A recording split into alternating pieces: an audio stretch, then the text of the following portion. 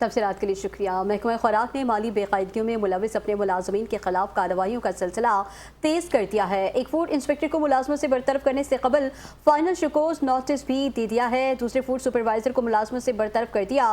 مزید تفصیلات جانیں گے شکیل نائٹ سے۔ شکیل نائٹ بتائے گا۔ جی دیکھیے، محکمہ خوراک نے مالی بے قاعدگیوں میں ملوث جو ملازمین ہیں ان کے خلاف کارروائی کا سلسلہ جاری رکھا ہوا ہے۔ اس سلسلے میں ایک فوڈ انسپیکٹر کو ملازمت سے برطرف کرنے سے قبل فائنل شوکاز نوٹس جاری کر دیا گیا، جبکہ دوسرے فوڈ سپروائزر کو ملازمت سے باقاعدہ برطرف کر دیا گیا ہے۔ فوڈ انسپیکٹر یونس قادر مسیح کو جو فصل تھی 2023-24 کی، اس میں 500 میٹرک ٹن گندم غائب کرنے کے الزام میں فائنل شوکاز نوٹس جاری کر دیا گیا اور انہیں کہا کہ 7 روز کے اندر جواب دے، جس کے بعد انہیں پرسنل ہیئرنگ کر کے ملازمت سے برطرف کر دیا جائے گا۔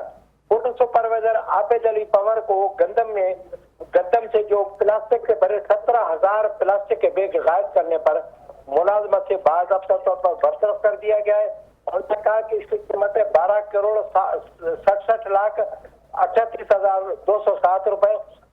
یہ رقم واپس کر دیں، نہیں تو پھر اینٹی کرپشن میں مقدمہ بھی درج ہوگا اور متعلقہ ڈپٹی کمشنر کو کہہ کر تمہاری جو ساری جائیداد ہے وہ بھی ضبط کر لی جائے گی۔ جی تفصیلات کے لیے شکریہ شکیل نائٹ۔